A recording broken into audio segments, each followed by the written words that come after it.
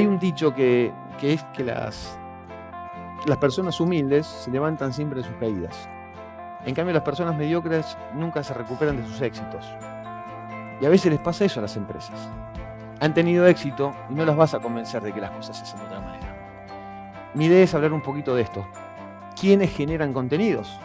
Antes estaba claro, los creativos generan contenidos y los demás consumimos.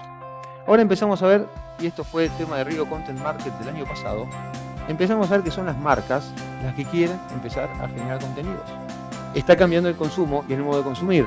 Bien, y aparecen noticias que pueden parecer negativas, donde se habla del futuro, donde la publicidad va a desaparecer, donde, bueno, no sé, va a venir el Armagedón, el meteorito va a chocar contra la Tierra. Se empiezan a ver este tipo de cosas, y esto es un desafío, tanto para ustedes como para cualquier desarrollador de productos o de servicios. Y en esto nos concentramos. Ahora les voy a contar un poco lo que hacemos en el CIMEL, y quedo abierto para las preguntas que me quieren hacer. Desde ya les agradezco muchísimo que hayan venido, y agradezco especialmente a Disney y a Telefónica, que vienen hace varios años apoyándonos en este tipo de desarrollos. Para mis audiencias próximas, que son entre otras cosas las que me están sosteniendo mi negocio, mis anunciantes, y por otro lado, combinar y balancear con la necesidad de salir al mundo y la posibilidad de exportar esos contenidos.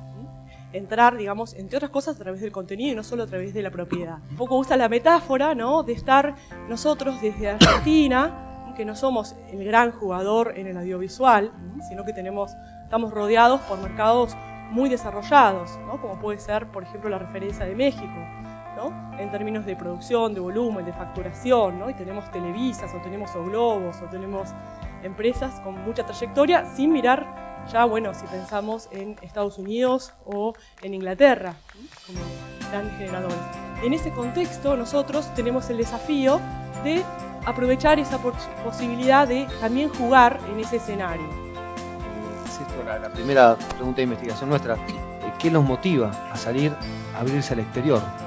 Y a medida que fuimos analizando o mirando el futuro, nos dimos cuenta que necesitábamos cambiar, adaptarnos, que la tecnología borraba fronteras, lo digital de alguna forma vino a cambiar los límites de nuestro movimiento, y finalmente lo que decidimos es focalizar y cambiar la visión del negocio pensando en Telefe como generador de contenido para el mundo de habla hispana, como nuestro límite, ya no un límite geográfico, sino como nuestra visión y como nuestro objetivo.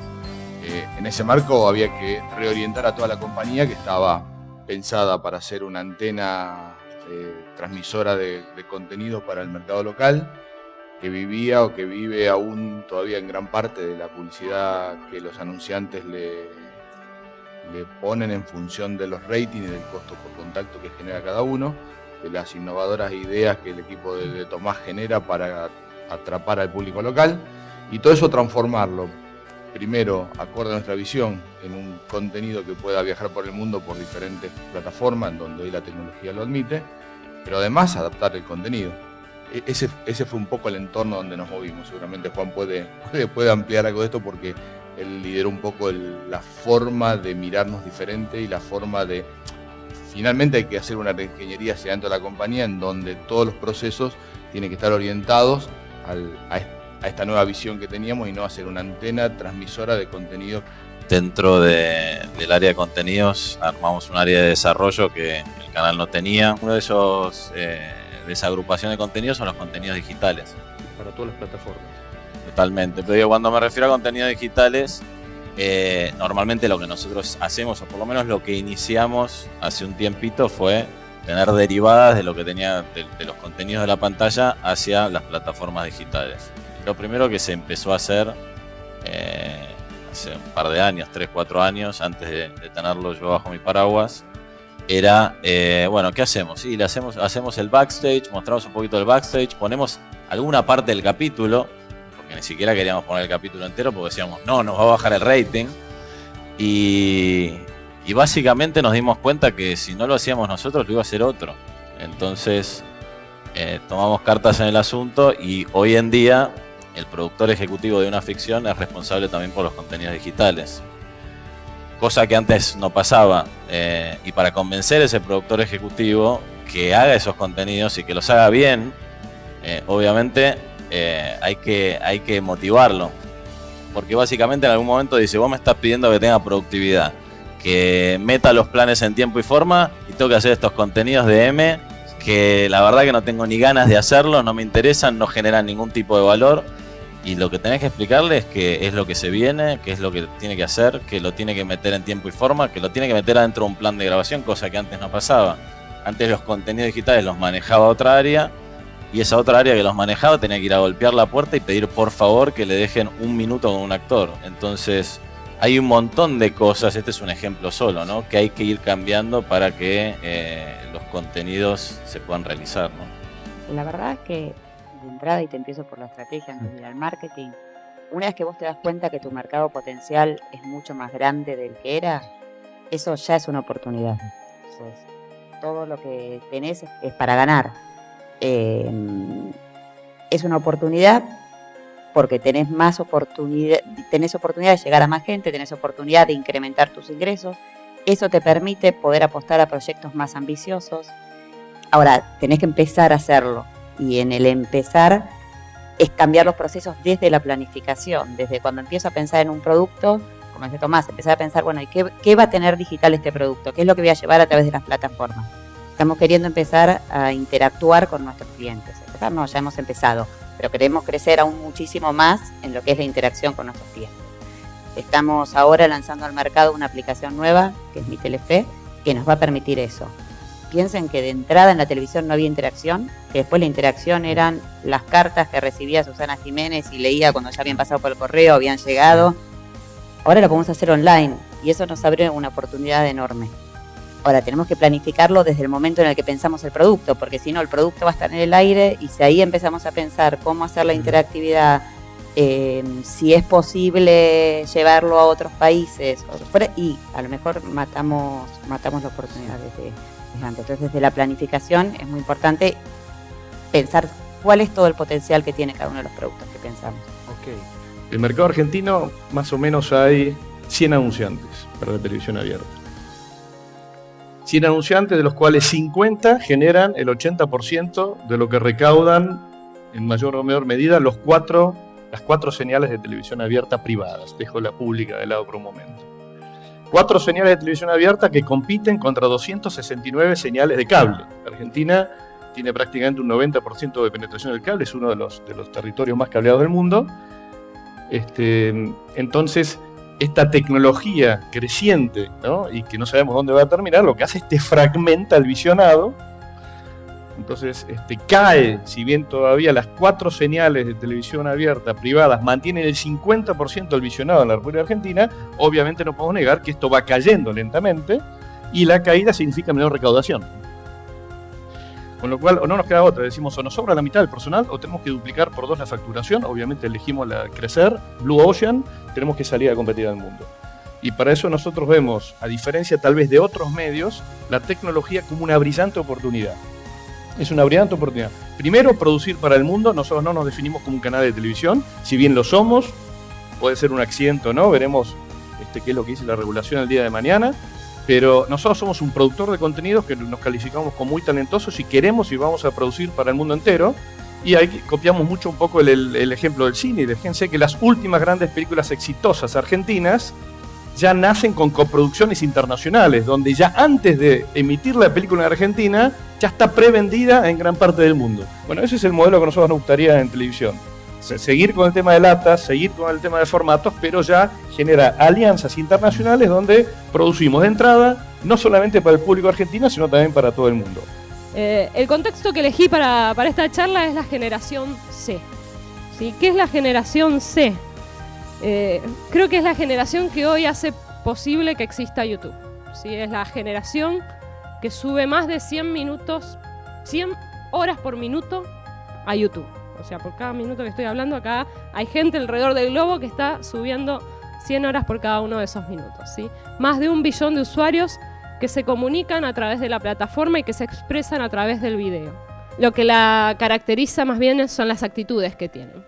La actitud que implica a un consumidor que está hiperconectado, súper conectado. ¿Sí? La primer C es la conectividad. La conectividad que viene también de la tecnología y que es hoy también ese driver de cambios en todos los medios y en particular en la industria del entretenimiento. La conectividad es uno de los principales drivers que está cambiando a la industria del entretenimiento y es uno de los puntos que si yo fuera ustedes miraría muy profundamente y seguiría de cerca para poder entender cuál es el futuro o hacia dónde nos puede llevar. Además de la conectividad, la colaboración. ¿Sí? Es una generación que está también muy apegada a un valor de colaboración y muchos de ustedes en la audiencia preguntaban sobre el crowdsourcing, coproducciones, ¿sí? Casi que es una esencia en esta nueva generación el colaborar, ¿sí? Y el crear. Y por último la curación, ¿sí?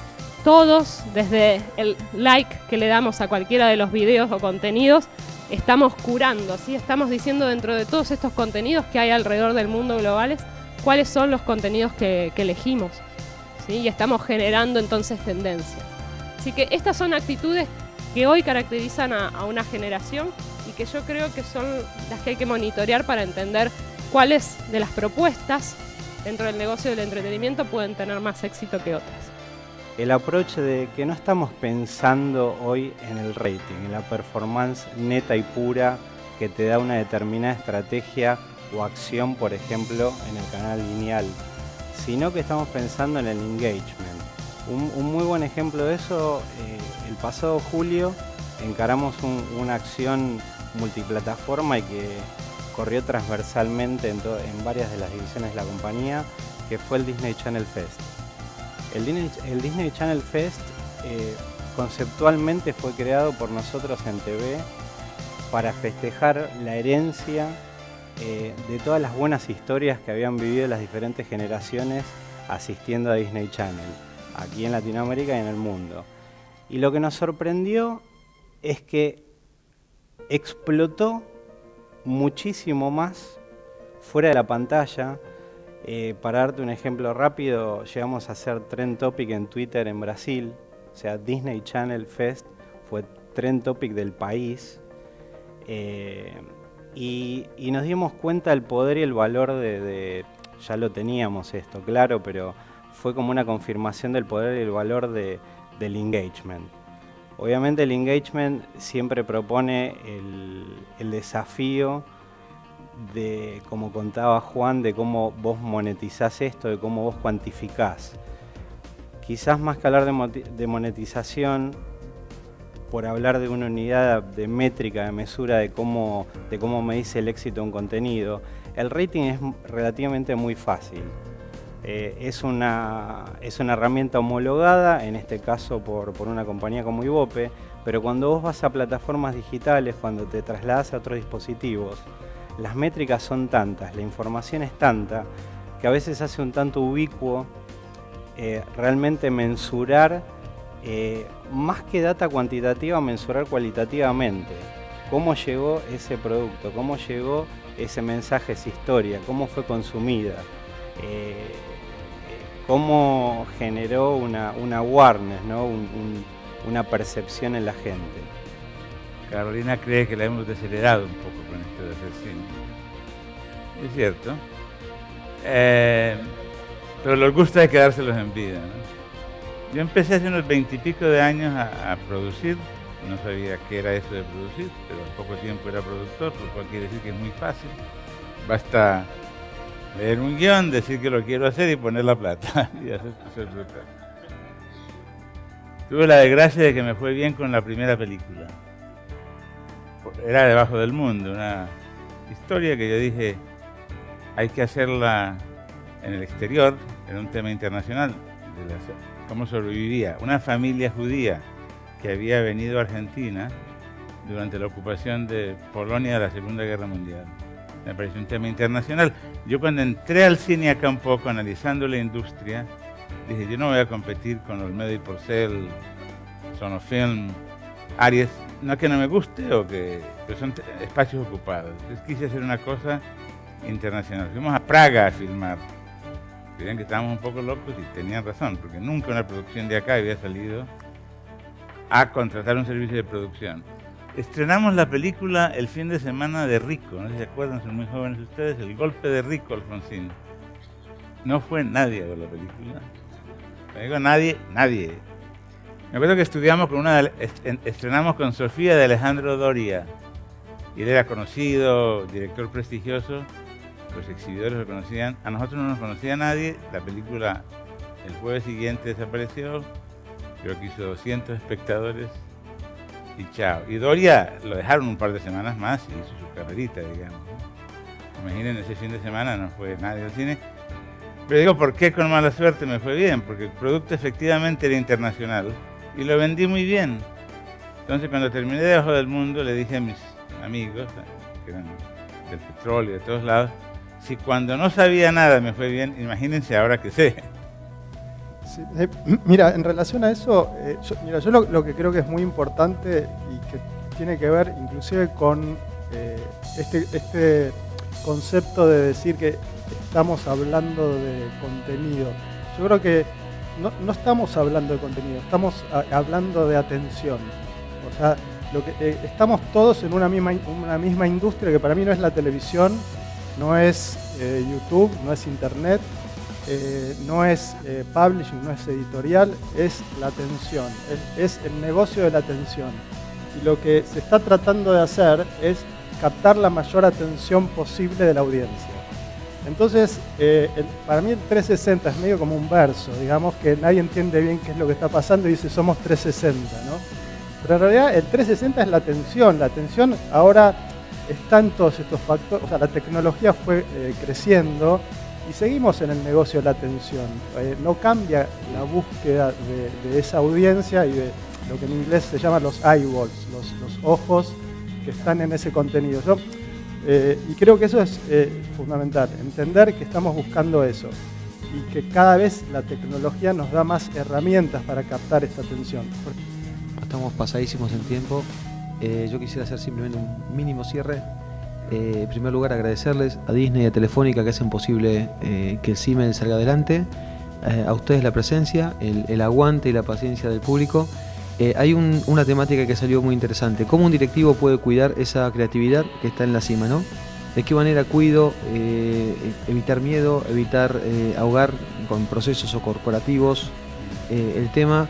Bueno, ahí tenemos un desafío. Se ve que el management está cambiando, la gente joven nos reclama otras cosas. Propongo un aplauso de agradecimiento para todos los que trabajamos durante la mañana. Muchísimas gracias.